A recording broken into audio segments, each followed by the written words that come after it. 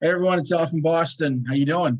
I have with me my very good friend from days past, Kyle. Kyle, say hello to everybody. Aloha. Aloha.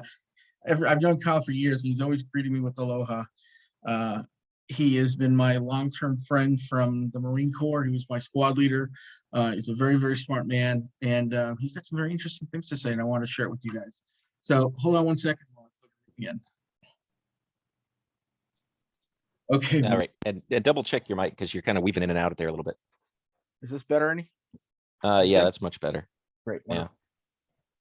Okay, so let's talk about Citadel, the SEC, and the FTDs, and the premises that are involved in this. Let's stop being naive. Okay, that's the first thing I want to mention. We all know that this game is rigged. You got to come to terms with this, right? These guys are all chummy with each other. The people of the SEC know the guys over on Wall Street. They're former Wall Street guys themselves. And they've got this thing rigged to where, you know, it's going to screw over guys like us, people like us. And it's just the truth. The problem is the SEC is too small. It's actually kind of a tiny organization when you think about it in comparison to other government agencies.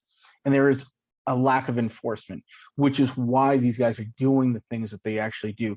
There is a lack of actual enforcement and actual oversight, which emboldens people like Citadel and other hedge funds and whatnot. They're more likely to do daring things because they're just playing out too big to investigate. A lot of working parts. SEC doesn't have the time or the money, and in the world of business, in the world of stocks and stuff, time is money. So they don't want to slow down the machine. That's the real reason behind it, plus that they're chums. But Kyle, I think you'll agree with me on this. The entire system is fraudulent.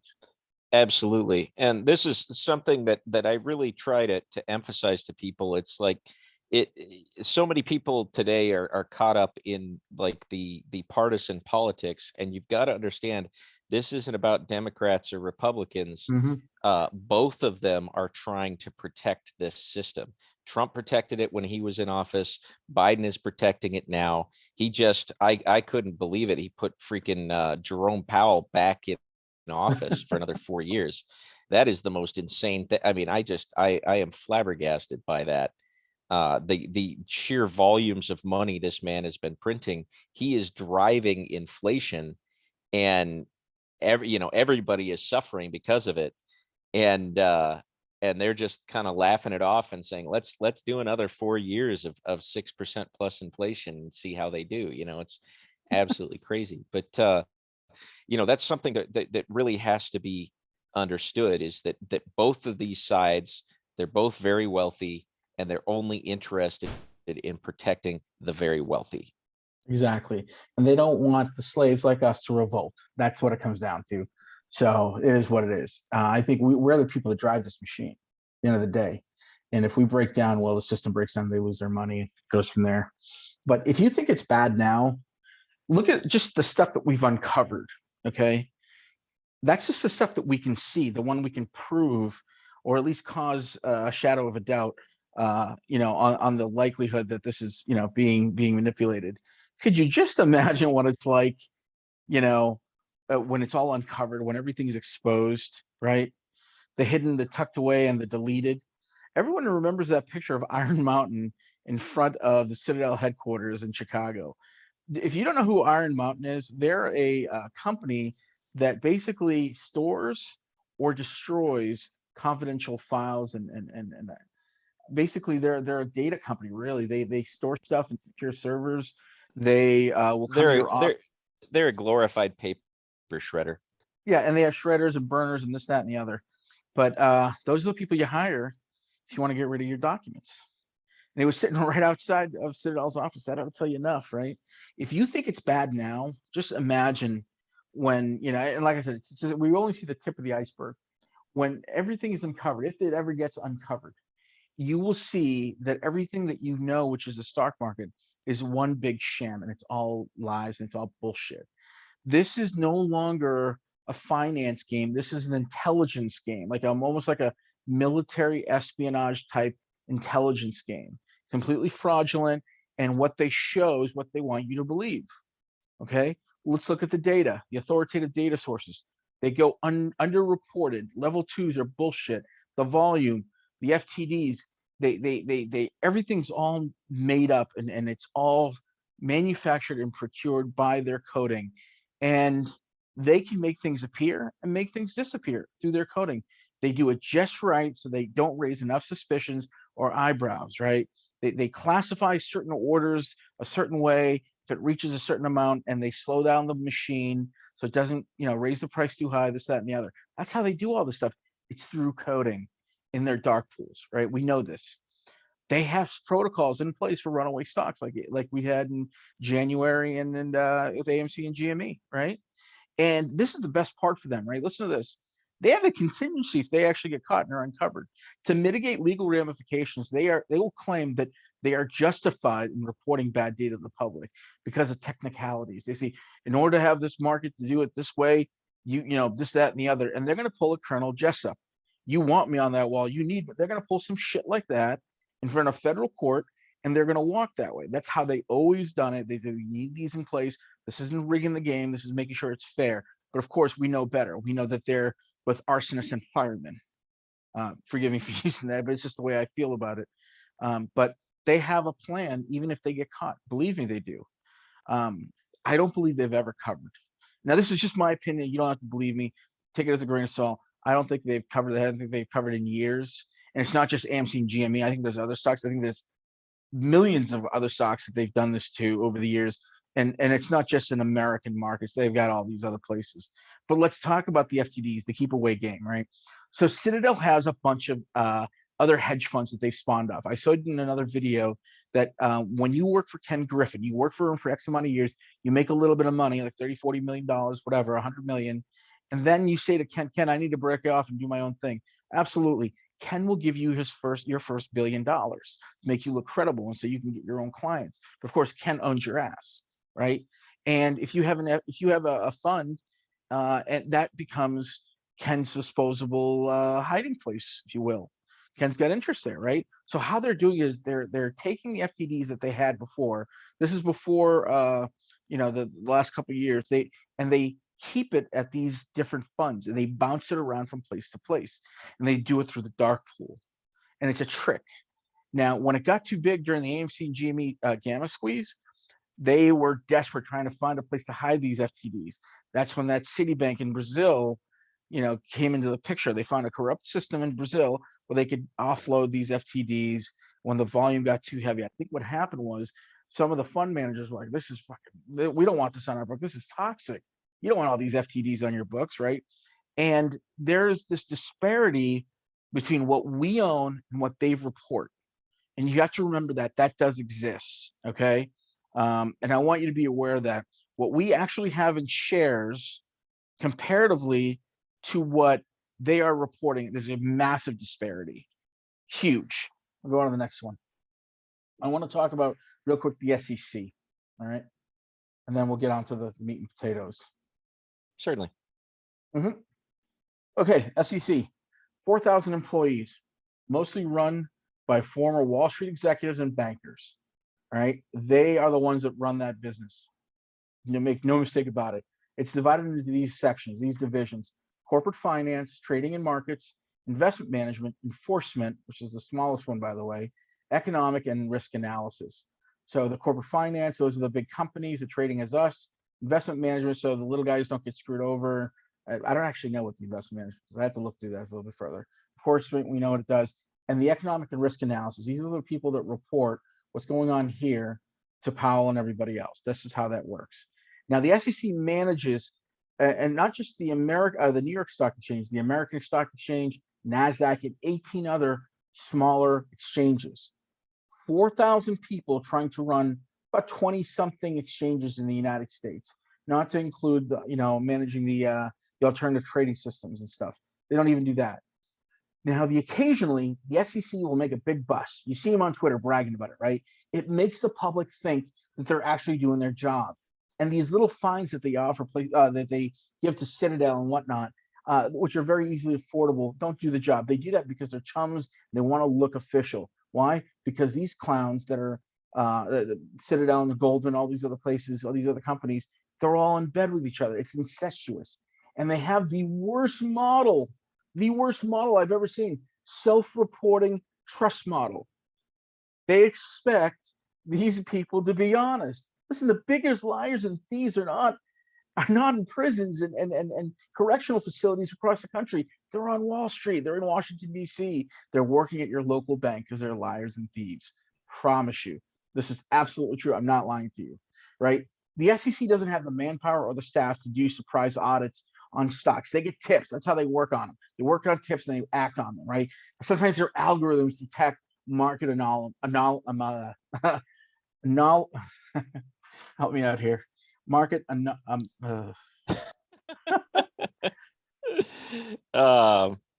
Yeah, market what anomalies. word are you going for? Anomaly is Anomalies. probably it, right? Yeah. I'm having a brain fart. Yeah. Okay. Market anomalies. It detects unusual gains and gives it probability ratings to see what is a real trade and it's like an actually coincidence that you actually made that kind of money, like crazy money, or what's that's clearly an inside tip.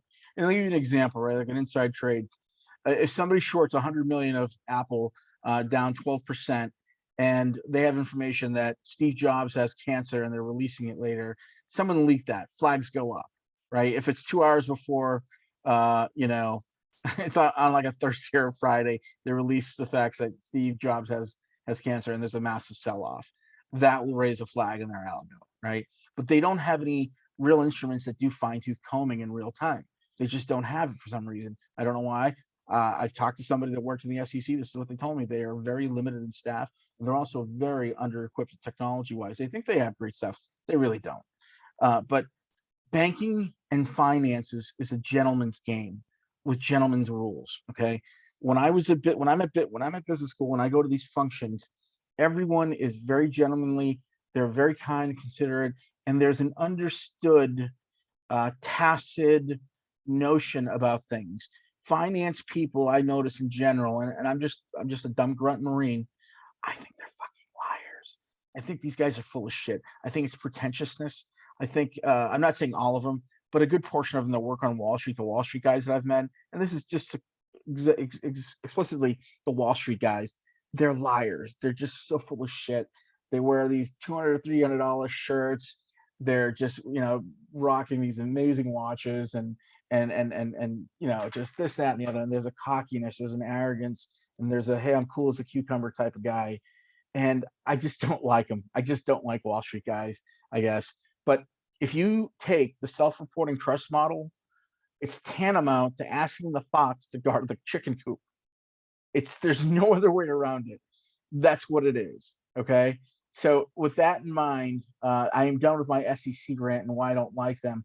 I want to turn this over to Kyle. I want Kyle to talk about the FTDs and the stuff we have uncovered with the FTDs. I'm going to turn it over to him right now.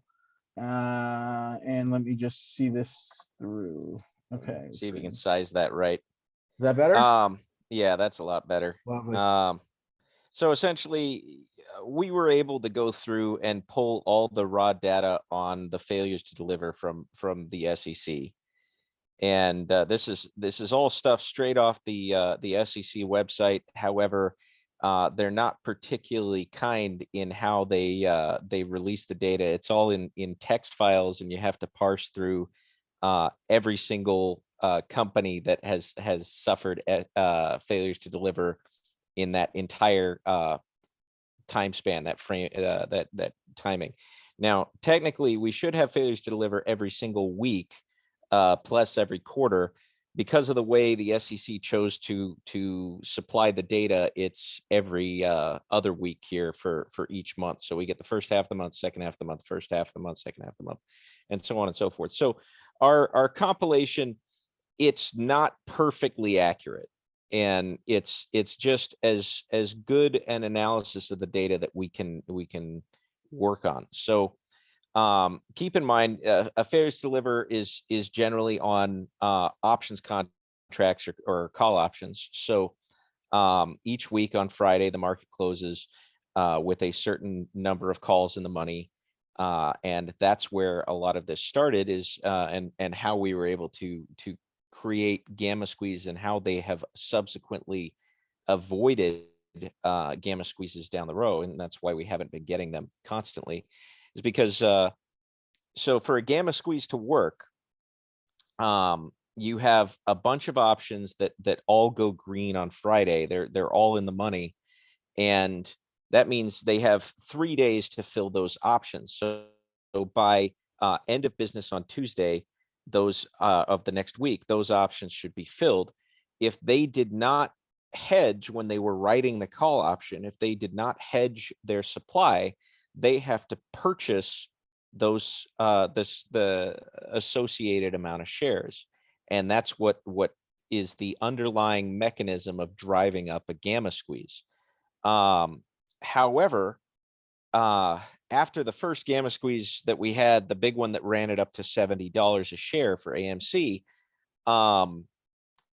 the market maker realized that they could avoid subsequent gamma squeezes by just going all out on failures to deliver. Now, they were already failing to deliver, but they kicked it into high gear after that point. So what we have here is over the course of the year from January till now, we have 11 million options contracts that have failed to deliver, which is roughly 1.1 billion shares that are sitting there that will eventually have to be purchased. Okay, so at this point, we're not talking about shorts, how many times the shares have been naked shorted or anything like that. We have no idea because like Al was saying, there's no requirement to report the number of shorts that you have. And since naked shorting is illegal, they're definitely not reporting those shorts. So we can only speculate at how many times the times over the float has been shorted. This is a completely separate thing. So these 1.1 billion shares will eventually have to be purchased back again. And of course, for those of you who can do math in public, that's twice the float right there. We're already over the float by 2. So from here, we can do further analysis because we know that in order to keep sustaining these fails to deliver, what they have been doing is creating synthetic shares. Now, a synthetic share, the easy way to think of it is just getting the DTCC to accept an IOU on a little piece of paper. But the technical aspect of it is a little bit more complex. What they've done instead is, or what they're actually doing is they're taking an at the money call and pairing it with a deep in the money put in order to say, basically say, we will purchase the share that we owe you sometime in the future. And that pairing of the at the money call and the deep in the money put is what secures that IOU. So what we've done on the next form over here, if you could flip pages for me, Al. So neither of us are particularly math-handed people, being the crayon eaters that we are. So we've gone through and just mechanically built the entire summation here of each time a new set of synthetics is generated and then totalize them. Now, keeping in mind that at this point, because none of this data is reported, we're building it off of the accurate number of FTDs, which were reported at that 1.1 billion. So this is all speculative on the number of synthetic shares that are out there. We just know that those failures to deliver have not been filled, and they have persistently not been filling them in order to avoid a gamma squeeze. So we've calculated them all up each time, every 3 weeks ultimately, because the market maker, unlike other smaller hedge funds and so on, the market maker gets 21-day leeway in before a failure to deliver kicks off, before they're penalized.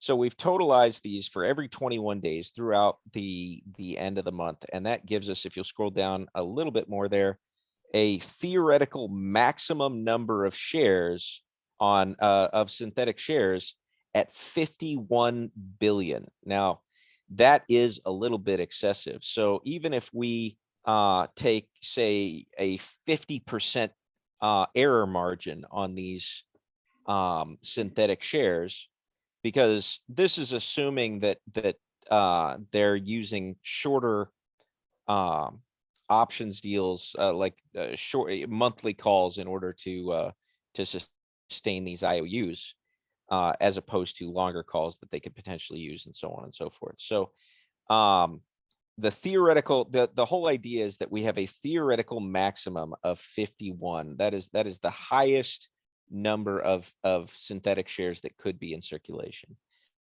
But we can slice that number any way we see fit. We can use a 50% margin of error, a 70% margin of error, and you're still going to come out with around 15, 20 billion shares in circulation, or synthetic shares in circulation, that will all have to be paid back. So the whole idea that we're coming to, and this is nothing to do with the shorts, this is just entirely due to the market manipulation. We do concur that the idea of 20 billion shares that have to be repurchased by Citadel is a fairly accurate number of well, let's go with the word plausible. It is a plausible number that of shares that they could potentially owe on in order to have to clear this out. Now, once we actually get into the squeeze, once these guys are getting margin called on the regular and so on, they're going to have to replace 10 times the float. That's or more, potentially more. We could it could be up to 100 times. That's crazy. But man, that's what's going to happen. And that's on top of the shorting that they've done, all because they've continued to manipulate the market and try to prevent the natural flow of capitalism from taking place. So guys, if you're looking to replicate this DD, it's very simple. It's the SEC website. Type in AMC. The number we just read, this is all just from 2021. We haven't included from 2014, 2015, all the way up to now. In fact, 2017, we saw massive spikes. Same exact thing, gone up 400,000 or 500,000 contracts unfulfilled. Look at 2017 as a number for AMC and the charts, and you'll see what I'm talking about. But I hope this puts a lot of ease in your mind on how many times they have to buy us out, and why I believe this has the potential to go to $1 million a share. All we have to do is hold. Kyle, am I correct by saying that as long as retail holds, this thing will reach $1 million, or could have the potential to reach $1 million?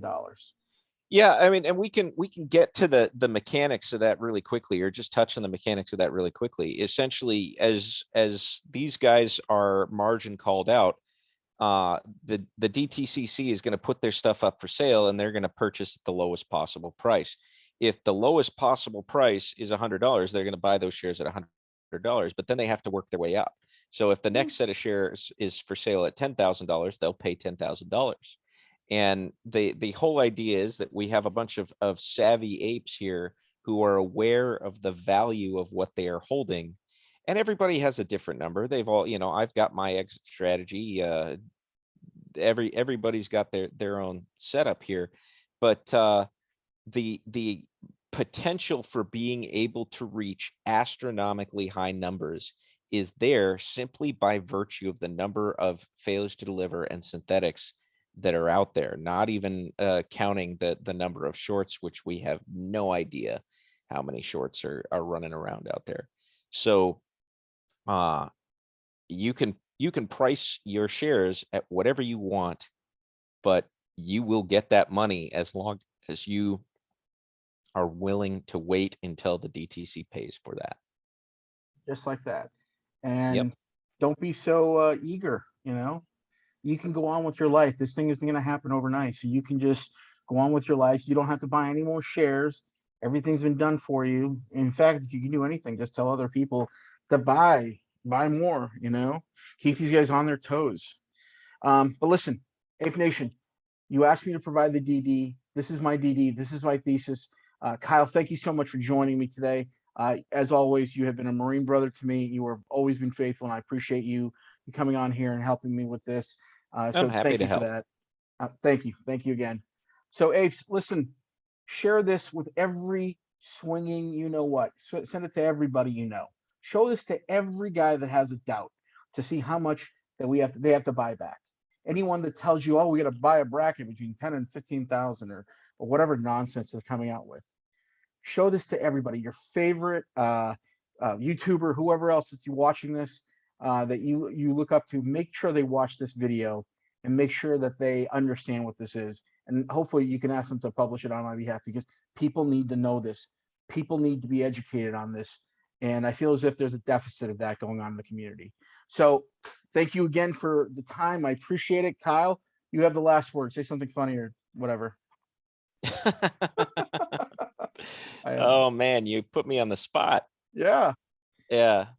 No, I'm still sleepy. I got nothing. I'm on the other side of the world right now. So Yeah. Kyle's in I, Korea. So, all right, guys. Thanks so much. Talk to you guys soon. Thanks for stopping by and watching. Bye.